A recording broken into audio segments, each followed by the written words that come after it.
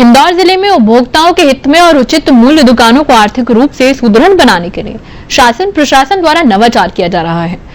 Collector Ashish Singh के निर्देशन में जिले में शासकीय उचित मूल्य दुकानों की सूरत और सीरत बदलने लगी है। अब शासकीय उचित मूल्य दुकानों से उपभोक्ताओं को राशन के साथ ही गुणवत्तापूर्ण दुग्ध उत्पाद और अन्य पोषण सामग्रियां भी उचित मूल्य पर देने की व्यवस्था शुरू की जा रही है।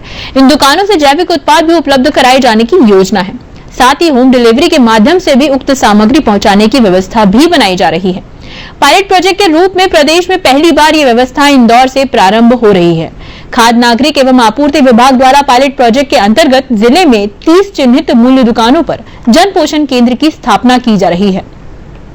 जन पोषण योजना का मुख्य उद्देश्य उचित मूल्य दुकान पर आम हितग्राहियों और उपभोक्ताओं को राशन के साथ साथ पोषण से संबंधित आवश्यक जरूरी सामग्री आसानी से उपलब्ध हो सके, जिसमें मुख्य रूप से मोटा अनाज जैसे कि ज्वार, बाजरा, मक्का, दालें, रागी, राजमा, चना, दूध, पनीर आदि शामिल हैं।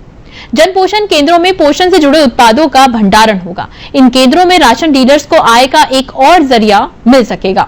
इन केंद्रों में राशन डीलर्स को आसान लोन की सुविधा भी मिलेगी। केंद्रों में उद्यमिता विकास के लिए प्रशिक्षण भी दिया जाएगा। इन केंद्रों में डिजिटल टूल्स और सहायता प्रणालियों का इस्तेमाल भी किया जाएगा।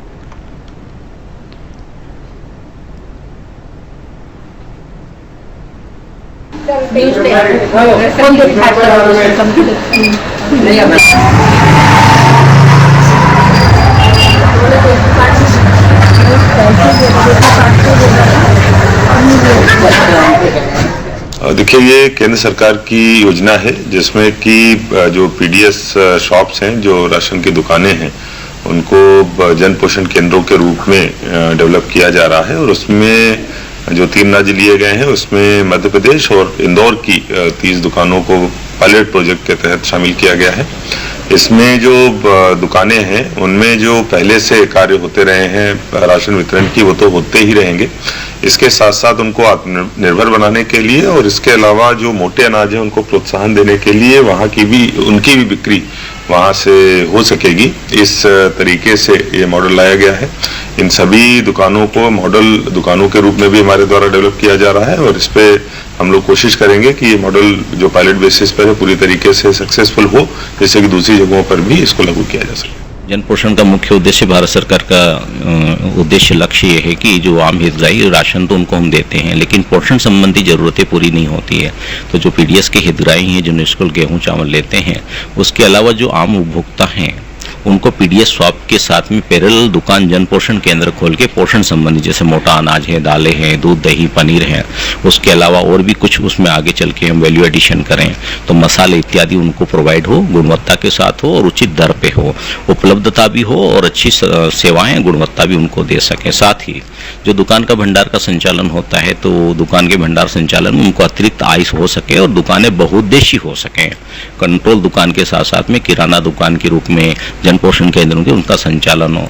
साथ ही जन पोषण केंद्र की ये दुकानें पोषण संबंधी वस्तुएं, सामग्री, खाद्यान्न सामग्री, दालें इत्यादि, पनीर देने के साथ साथ फाइनेंशियल सुविधाएं भी सिडबी के माध्यम से दे सकेंगी और आगे चल के इसको विस्तार रूप से जो है एमपी ऑनलाइन की उसकी इस टाइप की सेवाएं जो देते हैं उस टाइप की भी ये फाइनेंशियल सर्विस भी दे सके, इसके भी प्रयास किए जा रहे हैं। सर, अभी नए में बहुत सारी उन्होंने निकाली है अपने लिए कि इनको वर्कर ये जो अपने जो व्यापारी है दुकान के कस्टमर उनके लिए बहुत सारा फायदा निकाला है कि उनको सस्ता मिले, ये बाजार से वाजिब दाम में मिलेगा राशन। और उसके अलावा मतलब भी बहुत सारी चीज़ें दे रहे हैं यहाँ पे, पोहा, सरफ, चाय पत्ती, मोटा अनाज, ज्वार, बाजरा, दाल, तुअर की दाल, मक्का वगैरह, मतलब सारी चीज़ें का लाभ मिलेगा उनको। हाँ, उचित मूल्य की दुकान के सामान के साथ में बाकी जो सामान सरकार दे रही है वो एक ही छत के नीचे सारा सामान हमको मिल जाएगा उचित दर पे और अच्छा सामान मिलेगा और कम दर पे मिलेगा उचित सामान। हमारे माननीय प्रधानमंत्री जी बहुत संवेदनशील हैं। स्वच्छता के बाद उन्होंने आम जनता के स्वास्थ्य का ख्याल रखा और उसी को दृष्टिगत रखते हुए जन पोषण वितरण केंद्र का एक महाअभियान चलाया।